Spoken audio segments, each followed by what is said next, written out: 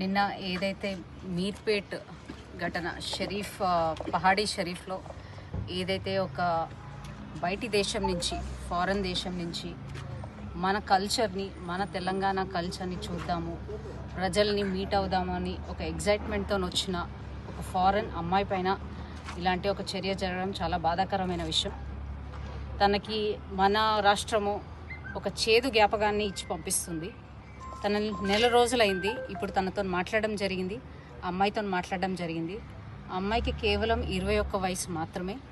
తను మన తెలంగాణ కల్చర్ గురించి, మన ఇండియన్ కల్చర్ గురించి ఎంతో విని దానిపై ఆసక్తి కలిగి ఒక నెల రోజులు ఇక్కడ హైదరాబాద్లో ఉండడానికి వాళ్ళ ఫ్రెండ్ ఇంటికి రావడం జరిగింది. ఇక్కడ ఎన్నో జ్ఞాపకాలు, మంచి జ్ఞాపకాలు తను సమకూర్చుకుంది. అట్ ద సేమ్ టైం ఇక్కడ ఉన్న కల్చరు, మొన్న కూడా గాజులు వేసుకోవడమే కానీ లేకపోతే బొట్టు పెట్టుకోవడమే కానీ అవన్నీ కూడా తను చాలా హ్యాపీగా ఎంజాయ్ చేసి మంచి జ్ఞాపకాలు 2-3 రోజులలో తను వెళ్ళిపోతుంది తిరిగి. ఆ జ్ఞాపకాలు తీసుకెళ్దామనే లోపలనే ఈ సంఘటన జరగడం చాలా బాధాకరమైన విషయం. తన చెప్పిన ప్రకారం తను యాజ్ అ ఫారెన్ లేడీ తను అందరూ బాగుంటారు, తను వచ్చిన కాడి నుంచి అన్ని మంచి జ్ఞాపకాలతో జరిగినాయి కాబట్టి అందరూ ఎలాగైతే ఫారెన్లో అందరూ స్నేహంగా కలిసిమెలిసి ఎలా ఉంటారో ఇక్కడ కూడా అలాగే ఉంటారని ఎక్స్పెక్ట్ చేసి తను నిన్న రంజాన్ టైంలో బయటికి వాళ్ళ తోటి ఫ్రెండ్ కూడా ఫారెన్ నుంచి రావడం జరిగింది. వాళ్ళిద్దరు కలిసి బయటికి వెళ్ళడం జరిగింది. బయటికి వెళ్ళి అక్కడక్కడ ఇక్కడ ఏదో మార్కెట్ ఉంది అది చూస్తూ కొంతమంది ఒక కార్లో ఒక 6 అండర్ ఏజ్ పిల్లలు, అంటే ఒక 15 సంవత్సరాల లోపు పిల్లలు ఒక 6 ఉన్నారంటే ఒక డ్రైవర్ ఉన్నారు. వాళ్ళు ఇక్కడ ఏదైనా చూపిస్తాము అంటే నమ్మి అందరు ఫ్రెండ్లీగా ఉన్నారు, ఇన్ని రోజులు జ్ఞాపకాలు మంచిగా ఉన్నాయి కదా అని చెప్పేసి వాళ్ళని నమ్మి వెళ్తే వాళ్ళు అక్కడ మధ్యలో ఆగి తనకి కూల్ డ్రింక్స్లో ఏదో కలిపి వాళ్ళ ఫ్రెండ్కి ఇవ్వడం జరిగింది. అది తాగిన తర్వాత వాళ్ళ ఫ్రెండ్ కొంచెము అందులో ఏదో కలిపి ఇచ్చారు అతనికి. తర్వాత ఒక చోటుకి వెళ్ళిన తర్వాత పిల్లల్ని అందరినీ కూడా దింపేసి ఆ కారులో ఉన్న వ్యక్తి ఆమెని కొంచెం దూరం తీసుకెళ్ళి తనపై ప్రయత్నం చేస్తుంటే తను కార్లోకించి దూకింది. అసలు ఎక్కడ ఏమి అఘాయిత్యం జరగలేదు, అమ్మాయికి ఏం గ్యాంగ్ రేప్ కాలేదు. కొంచెం దూరం వెళ్ళిన తర్వాత తన మీద ప్రయత్నించబోతే ఆ అమ్మాయి అతన్ని తోసేసి కార్లోకించి దూకేసింది.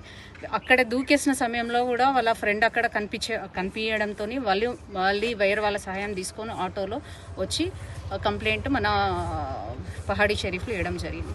ఇట్లాంటివి రోజు ప్రతి గంటకి ఒకటి మన తెలంగాణ రాష్ట్రంలో జరుగుతుంది. అంటే ఇప్పటికి మొన్నటికి చూసుకున్నట్టయితే నాగర్ కర్నూలు జిల్లాలో కూడా ఆలయానికి వచ్చారు. ఆలయాన్ని సందర్శించుకోవడానికి, మొక్కు తీర్చుకోవడానికి ఒక వివాహిత వస్తే ఆ వివాహితను కూడా ధర్మక్షేత్రం అని కూడా చూడకుండా అంటే ఒక 8 మంది కలిపి ఆమె పైన సామూహిక అత్యాచారం చేయడం జరిగింది. అట్లానే నిన్నగాక మొన్న MMTS ట్రైన్లో కూడా అంటే ఎక్కడా కూడా మహిళల్ని వదిలిపెట్టకుండా ఇక్కడ రాక్షసంగా ప్రవర్తిస్తున్న తీరు, మనుషులు ప్రవర్తిస్తున్న తీరు చాలా బాధాకరమైన విషయం. ఇవి ఎందుకు రిపీట్ అవుతున్నాయి అంటే మన దగ్గర ప్రాపర్ చట్టాలు తొందరగా ఇంప్లిమెంట్ చేయకపోవడం, న్యాయ వ్యవస్థ సరిగ్గా మన దగ్గర పనిచేయకపోవడం, పోలీస్ అంతరంగం పనిచేయకపోవడం, ప్రాపర్ సీసీ కెమెరాలు ఉండవు, ప్రాపర్గా పెట్రోలింగ్ జరగదు. రాత్రిపూట కానీ ఇట్లాంటి ప్లేసెస్, ఇట్లాంటి ఓల్డ్ సిటీలో కానీ ప్రాపర్ పెట్రోలింగ్ జరగదు, ఏమీ జరగదు. ఇప్పుడు నిన్న చూసుకునే ఇన్సిడెంట్ కూడా అందరు చిన్నపిల్లలంట, బిలో 15 years, మొత్తం ముస్లిమ్స్. అంటే ఇప్పటి వరకు వాళ్ళని అమ్మాయి దగ్గర రికార్డింగ్ ఉంది. ఎందుకంటే కార్లో కూర్చున్నప్పుడు వాళ్ళతోని సరదాగా వాళ్ళ ఫోటోలు, అంటే US నుంచి ఫారెన్ నుంచి వచ్చిన వాళ్ళకి ఏంటంటే వాళ్ళు ప్రతి మెమరీని దాచిపెట్టుకోవాలని చూసుకుంటారు. ప్రతి చిన్న మెమరీని కూడా వాళ్ళు జ్ఞాపకంగా ఉంచుకోవాలని చూస్తారు. అట్లా తను చిన్నపిల్లలతో వెళ్తుందని అనుకొని తను చిన్నపిల్లలది అందరిది రికార్డ్ చేసింది. అవన్నీ ఉన్నప్పటికీ కూడా ఇంతవరకు పోలీసులు ఎందుకు చర్య తీసుకోవట్లేదంటే ముస్లింలు భయపడుతున్నారు, వాళ్ళు మమ్మల్ని ఏమని చేస్తారని భయం. ఇది ఏంటంటే కాంగ్రెస్ ప్రభుత్వం వాళ్ళకి ఇచ్చిన ఒక ఫ్రీ లైసెన్స్, మీరు ఏమన్నా చేసుకోండి, ఏమైనా చేయండి, మేము మీ జోలికి రామని ఒక ఫ్రీ లైసెన్స్ ఇవ్వడం జరిగింది. ఎందుకంటే ముస్లింలు అని తెలిసి ఆమె దగ్గర ఫుటేజ్ ఉంది, ఆమె అన్ని వీడియో రికార్డింగ్స్ ఉన్నాయి అన్నీ, కానీ ఇప్పటికీ కూడా వాళ్ళపై చర్యలు తీసుకోవట్లేదు, వాళ్ళపైన ఏం చేయట్లేదు. అంటే మన రాష్ట్ర ప్రభుత్వం వైఫల్యం. రోజుకి ఇప్పుడు స్టాటిస్టిక్స్ చూసుకున్నట్టయితే NCRB రిపోర్ట్ ప్రకారం కాంగ్రెస్ గవర్నమెంట్ వచ్చినాక 22% increase in the crime rate. జనవరి నుంచి ఇప్పటివరకు చూసుకుంటే 3000 పైన కేసెస్ రికార్డ్ అయినాయి. సింపుల్గా చెప్పాలంటే మన హైదరాబాద్ కమిషనరేట్ పరిధిలో 2014 నుంచి ఇప్పటి వరకు ఆల్మోస్ట్ మీకు స్టాటిస్టిక్స్ కూడా చూపిస్తాను. హైదరాబాద్ కమిషనరేట్ ఓన్లీ హైదరాబాద్ సమీపంలో ఇన్ని కేసెస్ రికార్డ్ అయ్యి ఉన్నాయి.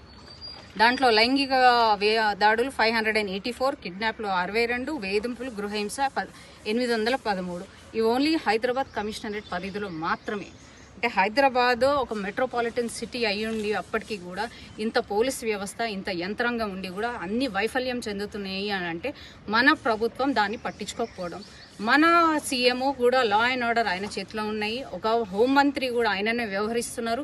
ఎట్లా వ్యవహరించాలని ఆయనకు తెలియదు. రాష్ట్రంలో మహిళలు ఇంత కష్టపడుతున్నారు. రోజుకి 6 నుంచి 7 రిజిస్టర్ అయిన రిపోర్ట్ అయినాయి. వేధింపులు జరుగుతున్నప్పటికీ, అఘాయిత్యాలు జరుగుతున్నప్పటికీ కూడా ఏమి వాటిపైన చర్యలు తీసుకోకుండా నిమ్మకు నీరెత్తినట్టు కూర్చుంటున్నారు. ఇదే చెప్తున్నా నేను సీఎం గారికి, ఖబర్దార్ సీఎం గారు, ఇది రోజుకి ఎక్కువ అవుతున్నాయి. ఇవి మాత్రం ఇంకా కూడా మీరు చర్యలు తీసుకోకపోతే మహిళలకి ఎక్కడ మన రాష్ట్రంలో ఇంకో బంగ్లాదేశ్ తయారవుతుంది. ఇంకో మన ఇప్పుడు ఏదైతే ముస్లిమ్స్ అని తెలిసి కూడా మీరు పట్టుకోకపోతే మాత్రం డెఫినెట్గా భారతీయ జనతా పార్టీ మహిళా మోర్చా ఊరుకోదు. మిమ్మల్ని అడుగడుగున ప్రశ్నిస్తుంది, మిమ్మల్ని నిలదీస్తుంది.